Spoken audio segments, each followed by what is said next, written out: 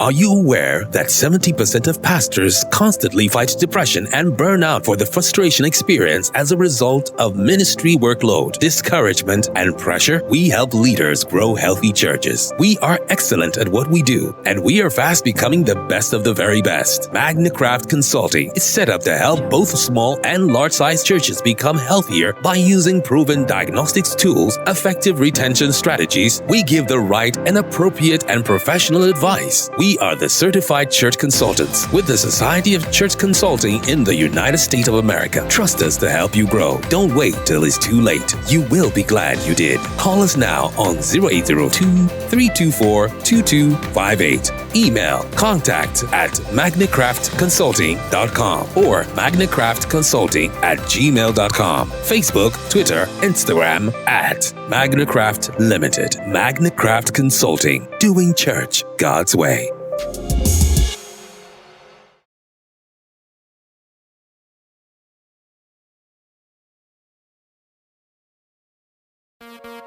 Hello. Welcome to Monday Morning Matters live broadcast show brought to you by Magnicraft Consulting Team, anchored by Niyi Dunmade, a certified church consultant with the Society for Church Consulting in the U.S. Here, each Monday of every week, we address important, relevant, and actionable topics of interest that will help you and your church grow healthier. And now, meet your host, Niyi Dunmade. Welcome everyone. Good morning to you. Good morning to you. I don't know where you are watching me from. I'm saying good morning. Welcome to the first Monday Morning Matters in the month of July. That's the beginning of the second half of the year. Some churches now are doing some media Thanksgiving, media fasting and prayer, media review and evaluation. And so we're going to do quite some good juice on the topic. Church financial decision making. Church financial decision making. Okay. Welcome to Monday Morning Matters live, unedited, all the way from the city of Abuja to give you some good information that will help you. Welcome to this Facebook live broadcast show and to this YouTube channel. I want to thank you for hooking up with us. I'm going to talk in the next 5 Mondays plus today on church financial decision making. And so we're glad you're part of this broadcast. I'm Niyi Dunmade. I'm the founder and the CEO of Magnicraft Consulting. I'm Niyi Dunmade. I'm the founder and CEO of Magnicraft Consulting. Magnicraft Consulting is a church consulting firm that helps local churches to grow healthier through empirical assessment, trainings, strategic blueprint, and revitalization. And so our vision is to be the leading church health consultancy that creates actionable, sustainable, and adaptable solutions for churches. And so I'm also a certified church consultant with the Society for Church Consulting in the U.S. I'm your host of the weekly Facebook live broadcast show every Mondays, 7 a.m. Nigerian time, West African time. I'm also known as a church health guide of the 21st century. A big thank you to everyone who is liking our posts, who is watching us, who is commenting, telling us, giving us feedback, making comments on our posts. Thank you so much. We bless you, we love you, and we always want to give you the content that you want. Let's do a little bit of promo today, and then we'll go into the juice of the day. Okay, Dr. Tom Rayner, a good friend of mine, mentor of mine. Oh, very fantastic. Dr. Tom Rayner is still giving 40% discount to everyone who loves the church, who wants to create a side income for himself. You want to help your own church, you want to help other churches, you love the church, and you want to become well-trained and be certified as a church consultant to help revitalize churches, reach out to me and let's see how we can provide the needed information for you. I've seen one or two of them who have gone through these training, and they say it's going to help them in planting their church, in starting up their church. So please reach out to me, any of the social media handles. I will sure get an answer back to you in no time. Okay, then my book is there on church retention, pathway to growth. Church retention pathway is a fantastic book. Last weekend I had 3 days training with the workers of a district of a church here in Abuja, and they were telling me some good things about the book. So please get that book. It's going to change you. It's going to change your church and give you the needed boost that you need in your church. My name again is Niyi Dunmade. I'm the founder, CEO, Magnicraft Consulting. And so I am in Church Answer Central, a community of great minds where I belong. I read that article there that says that 56% of pastors want to quit because of immense stress of the job. I can tell you straight up, being a pastor today is very demanding, is very daunting, and if you are not called, you will be called. I mean, I got an information over the weekend, a pastor way in the south who just performed a burial of one of his church members. Well-to-do pastor, he's doing well, large church, and after doing that burial, he got into his house and committed suicide by drinking some poison. You can see, so 56% of pastors want to quit because of immense demand and stress of the job. 43% of pastors feel isolated and lonely. Okay, you are leading people, but the role of a pastor makes you feel isolated and lonely. Only 17% of pastors feel they have a true friend in ministry. And so it's so bad that because of the demand, the plain truth is that the world has gotten more and more complex. Most churches need to come to that realization that our world has become more and more complex, and churches have to leverage on big data. The sophistication is so bad that you cannot lead by just your head. You need to lead by empirical information. So this situation is a fallout of the fact that every local church context is becoming complex, and it's not constant. It's evolving, it's changing, it's becoming more and more complex, and the rate of complexity is increasing at a very fast pace that the pastor who is leading the church cannot cope with the demands and the realities of these many changes. And that's why sometimes I'm always saying it every time: churches to do community analysis, churches to do empirical analysis, so that you can be able to know the impact and the demand that is going to be on you as a church leader. Every pastor should start seeing a bigger picture of what's going on beyond the four walls of their church, and then make sure that you are taking care of your spirit, your soul, and your body. That's what's my response in Church Answer Central. And today we're going to talk about church financial decision making, because I can tell you one of the things that brings about a lot of stress on the job is when there is no finance to share to do the work of the ministry. Data-driven decision making has come to stay. I mean, we are not saying that you should allow the data to drive you without you submitting to the help of the Holy Spirit, but we need you to be able to put data on the table so you are informed. Informed church decision by bringing data on the table. Okay, now that should tell you how to make smarter decisions that fuels church growth. And you see, there's a way you're going to spend money that will make money to increase in your church, and there's a way to spend money and money will be far away from your church. Okay, one of the things I will say quickly is to ensure that you are analyzing your giving on an ongoing basis. Analyze your giving on an ongoing basis. Okay, every week you should analyze your giving. Every month you should analyze your giving. Every quarter, every year, every 5 years, 2 years, 10 years. Analyze your giving. Analyze your giving to know the trends. How are people giving? When is the best time that people give? Analyze your giving will help you to see how to um, bring in stewardship, vision casting, and discipleship into your preaching mix. Okay, and then one of the things I'll say quickly is that no matter of money that you spend, it cannot be equated to the value of a soul. So have a solid perspective and theology about money for sound money management. You see, what you can't have solid money management if you don't have solid perspective about money and a theology about money. What does the Bible say about money? Because if you don't deal with money from the perspective of what the Bible says about money, money will take a wrong place and begin to control what you're doing in the church. Quickly, let me say quickly about money. Okay, as a church, three things that are very important for you to make sure that it is in place. I call it the three financial legs of financial safety.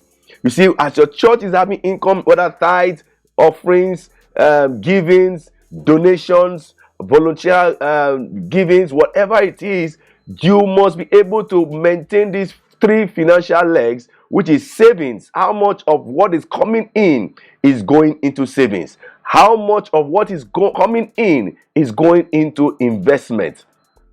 Okay, how much of what is coming in is also going into insurance? Okay, you see, I mean, I'm going to talk about the latter, which is insurance. A lot of churches are not taking advantage of insurance. Okay, insure your equipment, insure your building, insure your vehicles. Okay, insure the most important things about your church so that you are covered. And when disaster comes, I mean, last month we talked about our church emergency preparedness plan, our checklist. The church needs to be ready to address any emergencies that the church might face. So how can financial data be used to create value within your church? That's a question you need to keep asking. As you analyze your data every week, as you analyze your data periodically, how can financial data be used to create value within your church? Okay, don't allow data to drive you,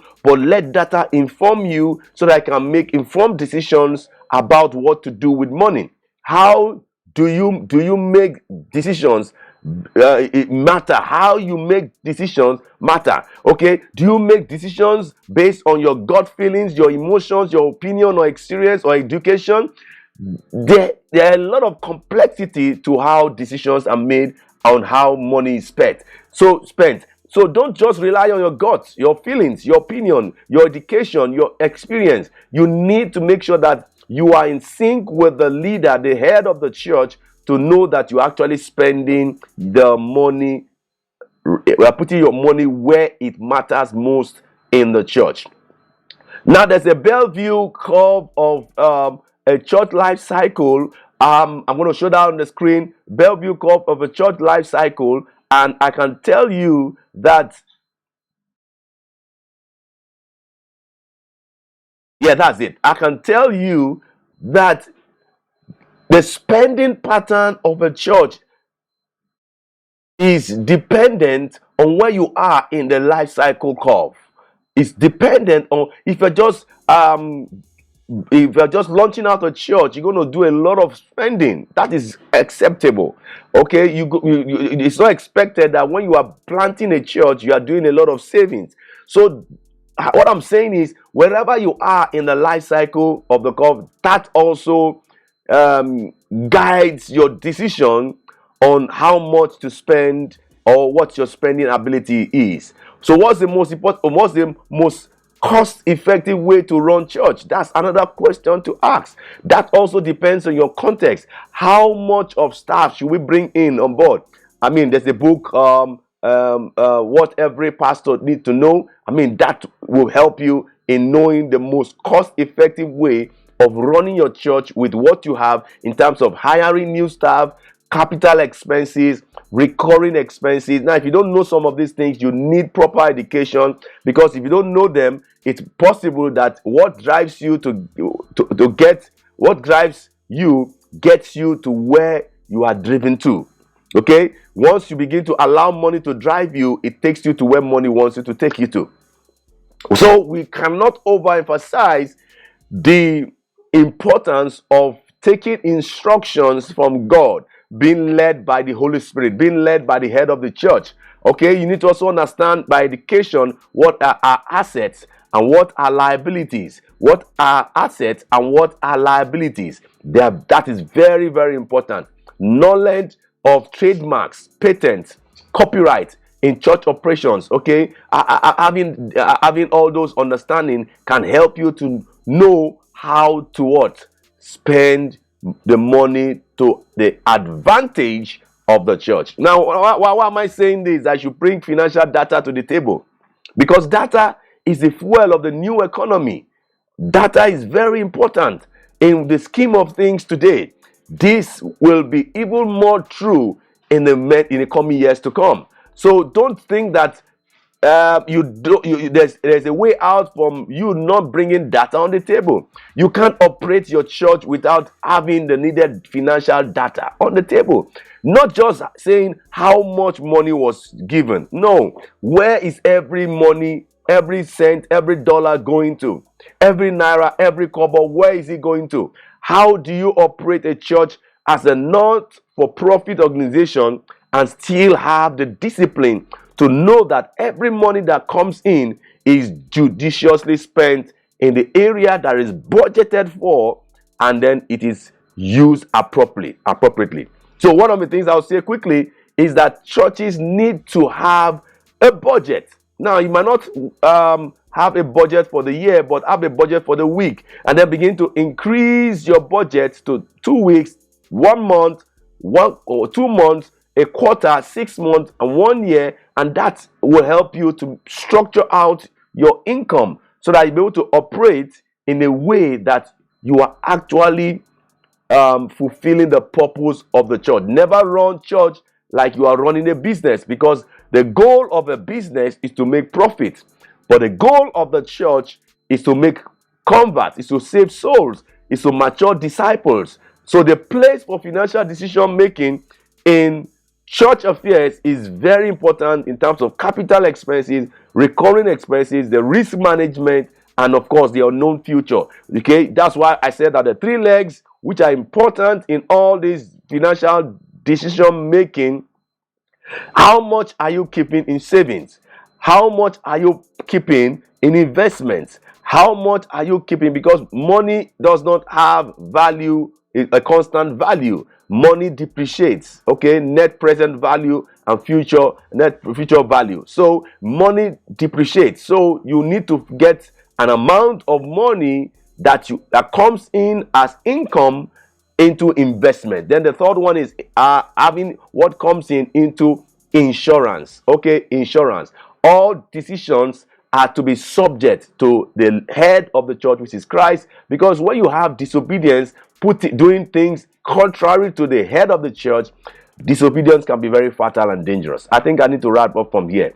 A proper understanding of a church design and where you are in a life cycle is also very critical to how much you can spend in your church. Okay, how much you can spend in your church.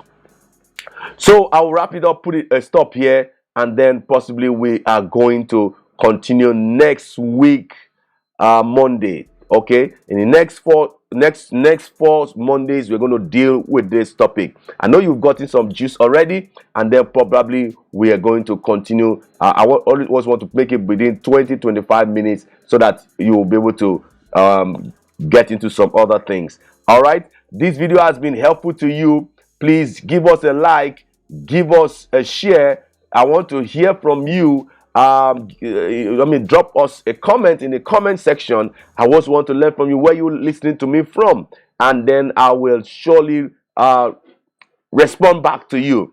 Please go on any of our church our church consulting firm page on Facebook, on Twitter, on Instagram, on YouTube, and then please like our page, subscribe to our YouTube channel, and then that will help you greatly. Okay, in any of our social media, you have any church related questions for me, please reach out to us, and let's see how we can get you the appropriate answer that you need from any of our videos so far that has been going on in the church. So we also do, I just finished a training over the weekend, and we also do consultations for churches, revitalization. We do trainings for leaders, your workers. We also do strategic planning. Please reach out to us on the number of the screen, and let's see how we can help your church move from where it is to where it should be in God. Okay? Till I come your way next week, Monday, with a continuation of church financial decision making, I say bye-bye. I love you, and God bless you. Thank you so much for listening.